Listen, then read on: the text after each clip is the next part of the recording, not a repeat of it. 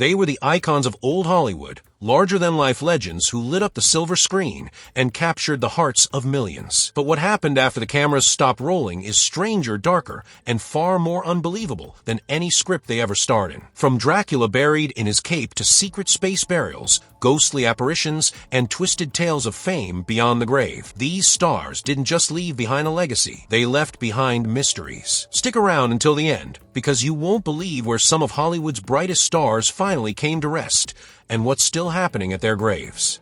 Bela Lugosi, buried as Dracula. When death came for Bela Lugosi, it didn't find a man, it found a legend already half living in myth. The face that haunted moviegoers as the definitive Count Dracula in the 1931 classic didn't leave a role behind when the curtain fell. At his funeral in 1956, family and friends made a decision that would immortalize him in the most macabre way. They buried him in full Dracula regalia, black cape lined with crimson satin, high collar, and all. Some say Lugosi wanted it that way, though others claim it was a choice made for him. Either way, the image is unforgettable. The real-life vampire of Hollywood, laid to rest not as a man, but as a monster of cinema. Not just remembered for playing Dracula, he became him in death. What's more disturbing is how his burial fueled the mythos. Fans began to treat his grave at Holy Cross Cemetery as a Gothic shrine. Whispers swirled that his spirit still lingered, cape and all, reluctant to give up the role that defined and arguably consumed him. There's an eerie permanence in what happened to Bela Lugosi. While other actors moved on from their most famous characters, Lugosi was buried beneath the weight of his. He wasn't just entombed, he was typecast for eternity. The line between man and monster was blurred forever, and if you ever visit his grave, you might just wonder, did Dracula really die that day, or was it only the actor who played him? Marilyn Monroe, the most visited tomb in Hollywood. She was the most photographed woman in the world, but in death, Marilyn Monroe became something far stranger, a permanent object of devotion. When she was found lifeless in 1962, the world mourned a beauty queen, a tragic icon, a star gone too soon. But what followed was no ordinary farewell. Her burial at Westwood Village Memorial Park became less about rest and more about obsession. She was placed in a simple crypt, modest by Hollywood standards, yet it became hallowed ground. Not because of grandeur, but because of who she was. Over the years, thousands flocked to leave lipstick kisses on the marble, letters, love notes, perfume bottles, and even diamonds. Her tomb became an altar, and Monroe, the unwilling goddess of eternal fame. Then came the man who bought the crypt next to hers, Hugh Hefner. The same man who published her nude in the very first issue of Playboy now rests eternally at her side, despite never having met her in life. Some call it romantic. Others call it disturbing. Either way, it cemented the eerie notion that Monroe belongs to the world, even in death. And perhaps most chilling of all? For a time, someone offered $4.6 million just to be buried above her. A literal bidding war for eternal proximity. In the end, Marilyn Monroe didn't escape the camera's lens. She simply moved to a tighter frame, one of stone and silence, while the world still watches, presses close, and refuses to let her go. James Doohan, scattered among the stars. Most actors leave behind a filmography. James Doohan left a flight path across the heavens. Best known as Montgomery Scotty Scott from Star Trek, he spent decades helping fictional starships boldly go where no man had gone before. But in death, he did something far more extraordinary. He went there himself. When Doohan passed away in 2005, fans mourned the loss of a beloved engineer. What they didn't expect was what came next. His ashes weren't simply buried in the ground. Instead, a portion of them were packed into a rocket and launched into space. Literally, he didn't just play a spacefarer, he became one. The first attempt in 2008 didn't quite stick. The rocket failed to reach orbit, and his remains fell back to Earth. But failure wasn't in Scotty's vocabulary. In 2012, another launch succeeded. His ashes joined the cosmos aboard the SpaceX Falcon 9, quietly orbiting Earth, unannounced at the request of the family. For a time, no one even knew he was up there. It wasn't until years later that the secret came out. James Doohan had secretly hitched a ride into orbit like a stowaway on a celestial voyage. It's a poetic end for a man whose catchphrase was "Beam me up, Scotty," a line never actually spoken in full on the show, yet eternally linked to him. In the end, Doohan got his wish. Not a grave, not a crypt, but a place among the stars, unreachable and infinite. Jane Mansfield, a bombshell's broken legacy. Jane Mansfield was never subtle. Her presence was bold, her persona exaggerated to the point of parody, and her life a whirlwind of flashbulbs, headlines, and champagne-soaked stunts. But her final chapter, and what came after, is where the glitter peels away, revealing a haunting tale of fractured fame and a burial site as infamous as her legend. In 1967, Mansfield's life ended in a catastrophic car crash that instantly fed a media frenzy. Murmurs spread that she had been decapitated, a rumor so persistent it still resurfaces. The truth is less sensational, but no less tragic.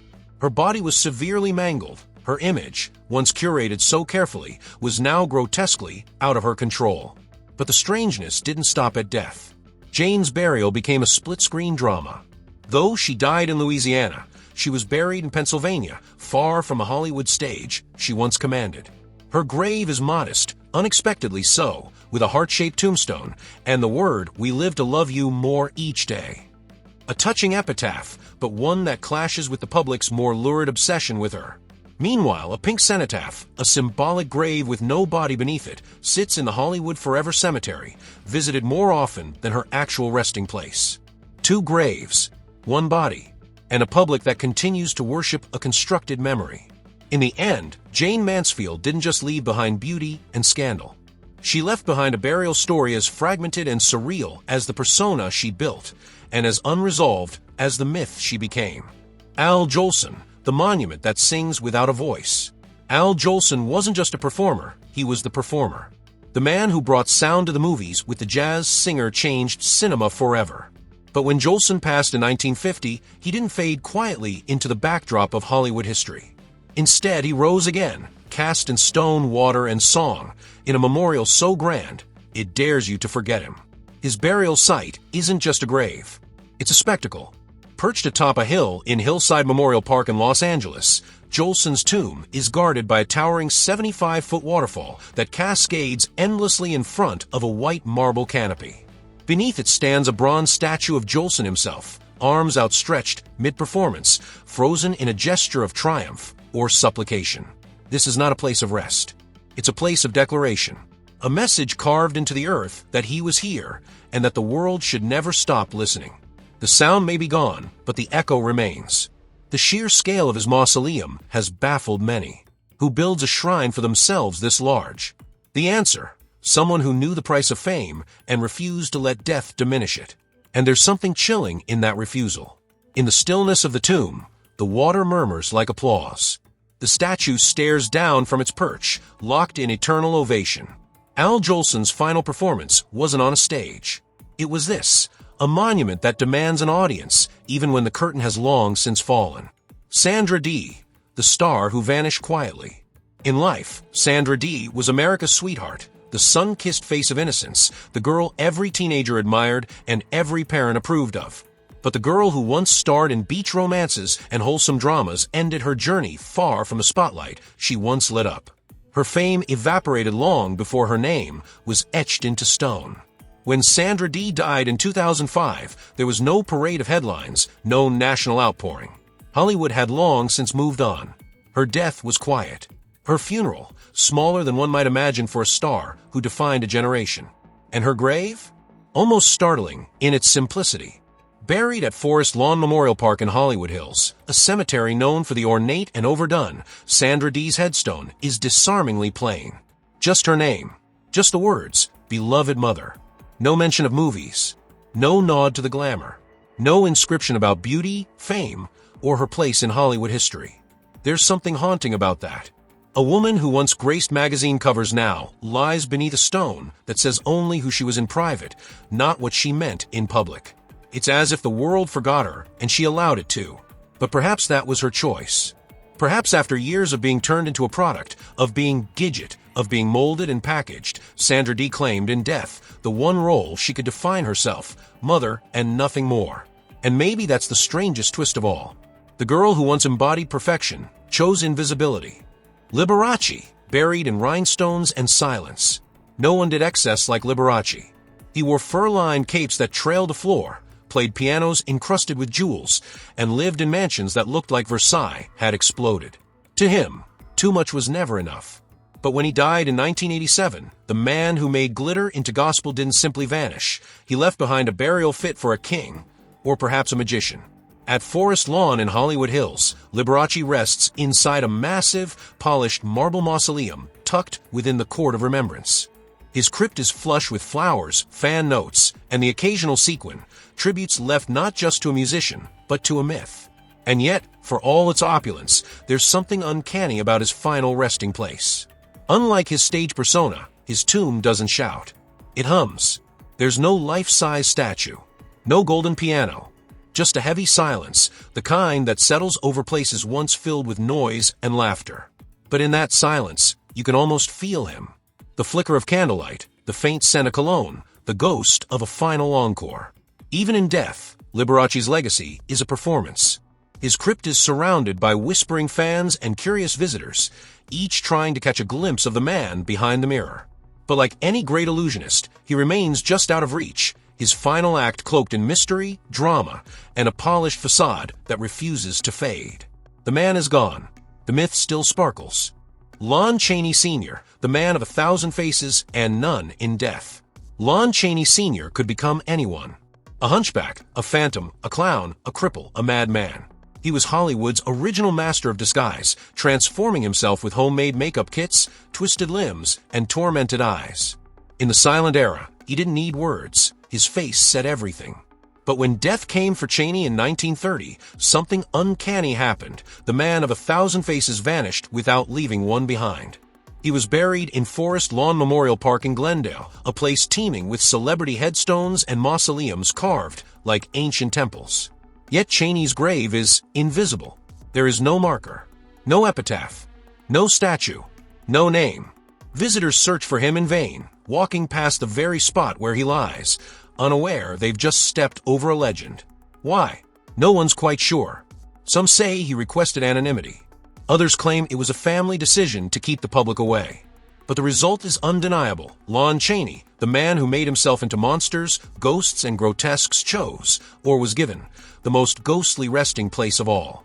His presence lingers in every black and white frame, every horror movie makeup tutorial, every echoing theater. But in the earth, there's only absence. His life was transformation. His death, erasure. For a man who hid behind 100 masks, the final irony is chilling. In the end, he became completely invisible.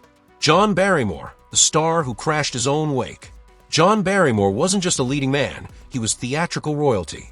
Grandfather to Drew Barrymore, patriarch of a legendary acting dynasty, he ruled the stage and screen with a Shakespearean voice and a devilish grin. But behind the scenes, Barrymore lived like a mad poet, booze-soaked, reckless, and utterly magnetic. So perhaps it's only fitting that his most outrageous performance came after he was dead. In 1942, when Barrymore died at age 60, the Hollywood rumor mill went into overdrive. The most enduring story? That a group of his equally unruly friends, legend has it including Errol Flynn, W.C. Fields, and Raoul Walsh, stole his body from the morgue and propped it up in a chair for one last debauched gathering.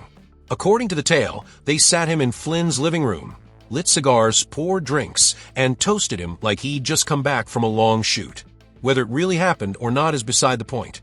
The story is repeated as if it did, whispered, retold, woven into the legend of a man who refused to take anything, even death, seriously.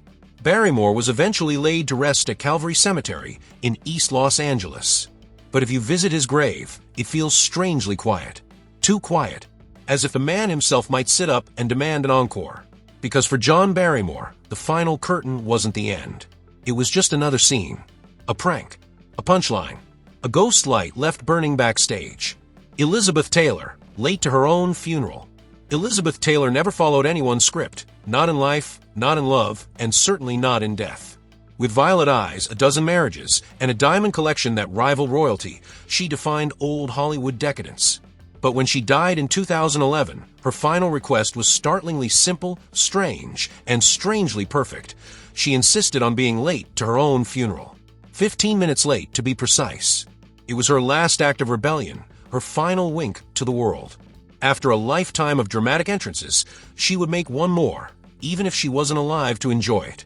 At the quiet Forest Lawn Cemetery in Glendale, mourners gathered, waiting. The hearse didn't arrive. People whispered. Confusion spread. And then, just as planned, Elizabeth Taylor appeared. Late. Fashionably, defiantly, iconically late. But her burial carried deeper echoes. She was laid to rest in the same cemetery as Michael Jackson, her dear friend. She chose a Jewish ceremony, honoring her adopted faith. Her coffin? A simple, traditional wood casket, understated and unadorned. No diamonds, no glitter, no spotlight. A whisper in a world she once shouted into. There's irony in it, of course. The woman who lived in Technicolor opted for stillness. The tabloid queen chose privacy. The star who had been watched all her life vanished into the earth on her own terms. And somewhere in that quiet delay, in that final act of control, Elizabeth Taylor gave us the performance of a lifetime. Ed Wood, buried in the wrong credits. Ed Wood never made a good movie. He didn't even make a decent one. But what he lacked in talent, he made up for in relentless, delusional passion. Plan 9 from Outer Space, his crown jewel of chaos, is often called the worst film ever made. And yet, somehow, Ed Wood became immortal. Not through acclaim, but through infamy. So it's no surprise that even in death, his ending didn't quite match the script. When he died in 1978, Ed Wood didn't go out with the flair of a misunderstood genius. He died broke, obscure, and utterly forgotten by the industry he obsessed over. His burial was modest, and his grave at Pierce Brothers Valhalla Memorial Park is as unremarkable as his box office receipts. But what makes his resting place so strange is how little it reflects the cult icon he would become just years later. There's no mention of Plan 9, no references to flying saucers or Angora sweaters, no nod to the man who accidentally became a legend of bad cinema. It's as if the stone is waiting to be rewritten, like the final reel was swapped out and no one noticed. Fans visit now, of course. They leave tiny aliens, fake scripts, and typewriter keys. They honor not the filmmaker, but the dreamer behind the disaster. Because Ed Wood didn't die a legend, he became one afterward in reruns, retrospectives, and ironic midnight screenings. And fittingly, even in death, Ed Wood was miscast as someone ordinary. George Burns, the final punchline. George Burns lived to be 100, and he never let anyone forget it. With a cigar in hand and a smirk that seemed older than time, he delivered punchlines with a rhythm so effortless, it felt like breathing. He had been famous longer than most of his audience had been alive. But when he finally bowed out in 1996, he didn't go alone. He had already saved a space for her. Decades earlier, his beloved partner, Gracie Allen, died before him. They had been a comedy team, a real-life love story wrapped in vaudeville timing. After her passing in 1964, Burns kept performing, kept smiling, kept surviving. But he also made one thing clear. When his time came, he would be buried next to Gracie. And he was. Their tomb in Forest Lawn Memorial Park reads simply, Gracie Allen and George Burns together again. It's that inscription that gives the grave its quiet power. For a man whose life was built around laughter, whose voice was a fixture in the world for nearly a century, his final message wasn't a joke, it was a reunion. There's something haunting and sweet about it. Burns had seen entire eras come and go. He outlived friends, trends, and even his own genre. But in the end, he returned not to fame, but to her. And if you stand there long enough, you almost expect to hear the sound of old vaudeville music drifting on the breeze. A soft laugh, a closing line, one final fade to black. Mickey Rooney, the forgotten giant. There was a time when Mickey Rooney was the biggest star in the world. Not one of the biggest. A box office titan in the 1930s and 40s, he embodied youthful charm, comedic brilliance, and unstoppable energy. He made over 300 films, worked alongside Judy Garland, Elizabeth Taylor, and Audrey Hepburn, and was once a millionaire many times over. But when he died in 2014, he was penniless, powerless, and nearly discarded by the industry he helped build. His funeral was small, his body unclaimed for a time. A legal battle over his remains unfolded like a final cruel joke. Rooney had outlived 8 marriages, endured family betrayals, and spent his final years embroiled in heartbreaking turmoil. He died in a rented room, far from the limelight he once dominated. His burial became a question mark. Where does Hollywood bury one of its forgotten kings? Eventually, he was laid to rest in Hollywood Forever Cemetery, but not in a family plot or a studio-funded mausoleum. Instead, fans and benefactors who believed his legacy deserved honor arranged for his grave. It's a modest but dignified spot beneath a clean white stone, surrounded by others who had also been devoured and discarded by the industry machine. And there he lies, steps away from immortality, yet buried beneath anonymity for far too long. The man who once symbolized America's boundless optimism was, in the end, almost left with nothing. And that perhaps is the cruelest twist. Mickey Rooney died small in a world he once made big. Ernie Kovacs, nothing in moderation. Ernie Kovacs didn't just make comedy, he redefined what it could be. A pioneer of absurdist television, he blended chaos with charm, turning live broadcasts into surreal playgrounds of smoke, music, and mustaches. He made audiences laugh without always knowing why. And when he died suddenly in 1962 at the age of 42, he left behind a world still trying to catch up to the punchline. But even in death, Kovacs refused to play it straight. Buried at Forest Lawn Hollywood Hills, his headstone bears what might be one of the greatest epitaphs in showbiz history. Nothing in moderation. Not beloved husband, not brilliant entertainer, not even a list of accolades. Just 5 words that sum up the man entirely. It's both a warning and an invitation. A final wink from someone who never took anything too seriously, not even his own demise. The simplicity of his grave belies the influence he left behind. Kovacs shaped the likes of David Letterman, Monty Python, and even Saturday Night Live. But walk by his tomb, and you never guess the man buried there turned television into surrealist theater. Fans often leave cigars, playing cards, or absurd little gifts, a plastic banana, a rubber chicken, a poorly drawn mustache. They know the joke isn't over. It's just paused. In a town obsessed with control, Ernie Kovacs was chaos incarnate. And in the end, he gave the perfect sign-off. A grave that doesn't mourn, doesn't explain, just grins, and leaves you wondering what the hell that was. Rudolph Valentino, the shrine of the silent lover.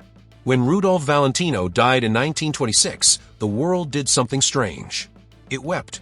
Not quietly, not politely, but hysterically, uncontrollably, as if a god had fallen from the silver screen and shattered into myth. He was just 31.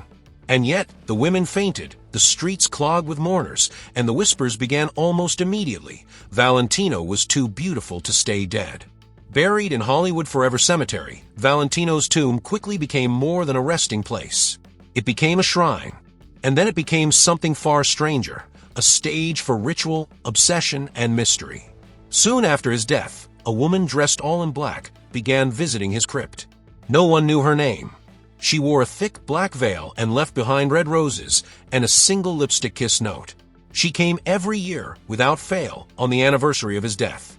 The press named her the Lady in Black, and the legend was born. Was she a lover? A deranged fan? A publicity stunt? No one knows. But her appearances inspired imitators, and over time, the Lady in Black became less a person than a tradition. Today, multiple women arrive in mourning dress each year, keeping the strange theater alive. Valentino's crypt is surrounded by roses, letters, perfume, and always silence. His films may be grainy relics, but his presence at the cemetery is eerily vivid. People still pause at his name, still peer into the glass-fronted tomb, expecting, what exactly? A movement, a sigh, because somehow Valentino's death never really happened. It just slipped quietly into legend. Cecil B. DeMille, the director who never called cut. Cecil B. DeMille didn't just direct films, he directed epics. The 10 Commandments, Cleopatra, Samson, and Delilah. His visions were colossal, his sets biblical, his ambition limitless.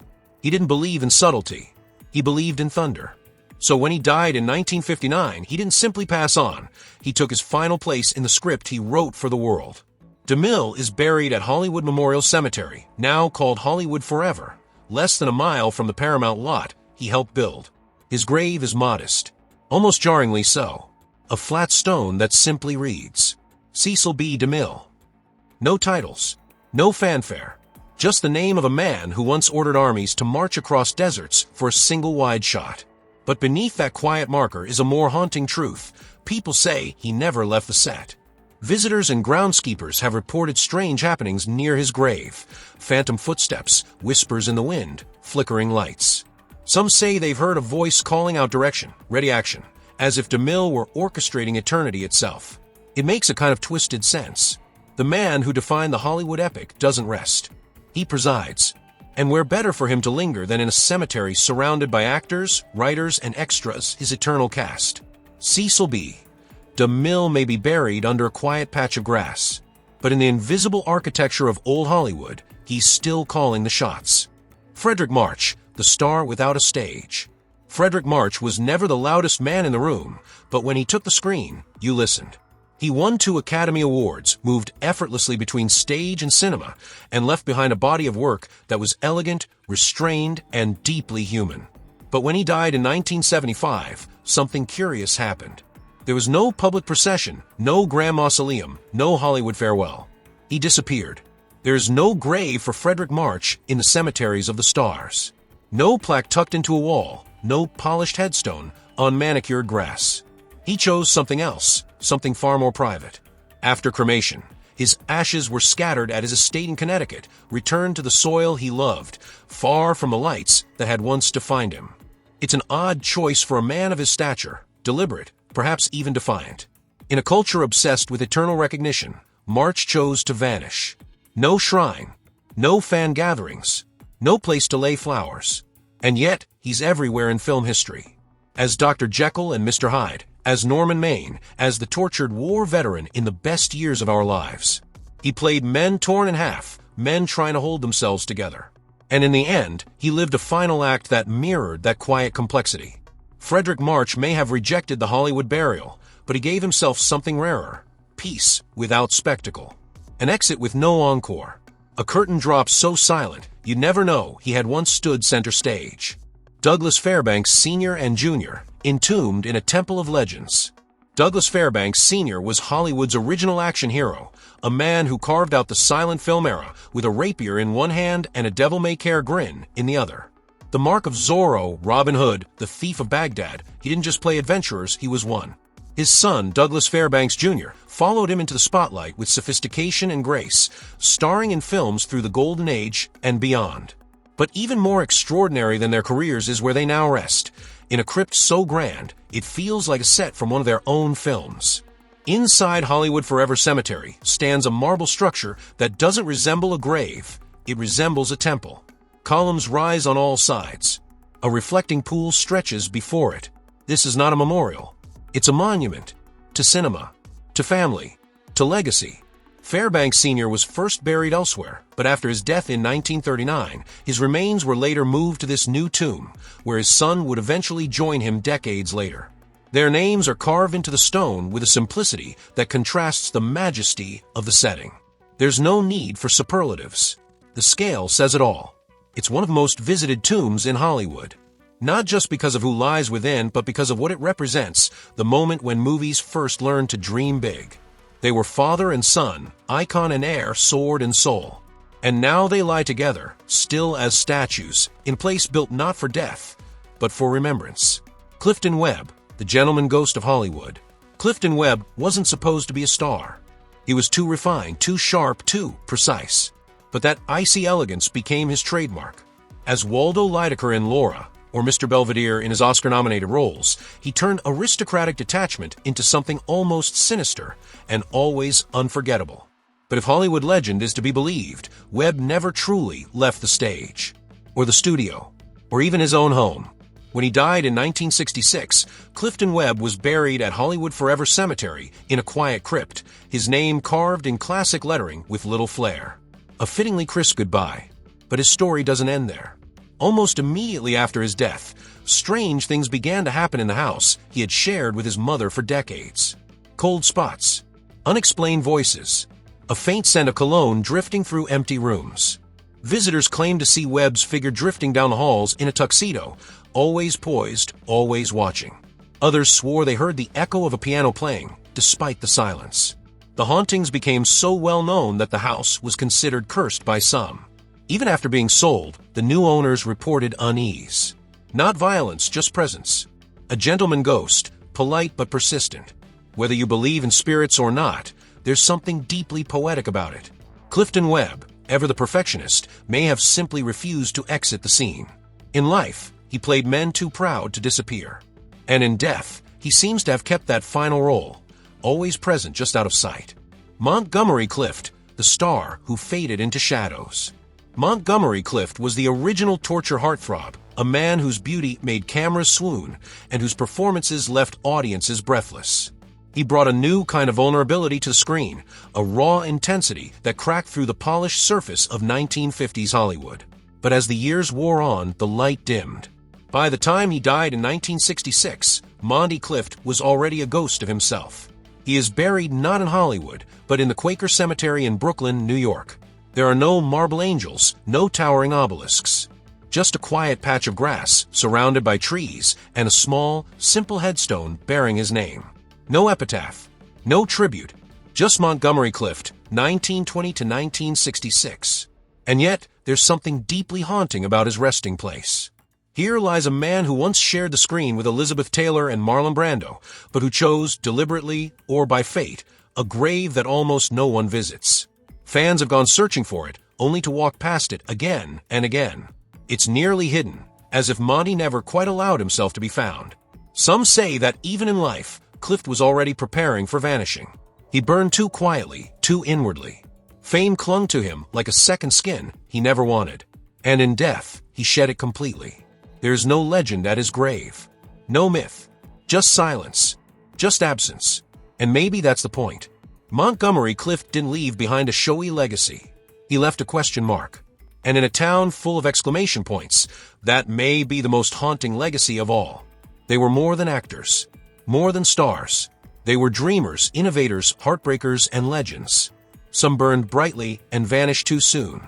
Others lingered past their curtain calls, shadows of roles that made them famous. But each of them, in life and in death, left behind stories that are stranger, more mysterious, and more deeply human than anything they ever portrayed on screen. In a city built on illusion, these burials remind us of something very real, that even the most glamorous lives end in silence. Some chose simplicity. Others demanded spectacle. A few were forgotten. And a handful, perhaps the most fascinating of all, still seem to be with us. Their graves are not just final resting places.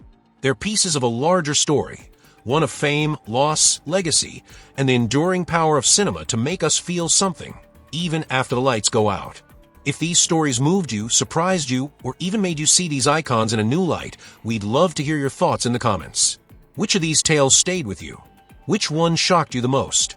And if you enjoyed this journey through the strange afterlives of old Hollywood, please give this video a like, subscribe for more fascinating and unexpected deep dives, and hit the bell icon so you don't miss what's coming next.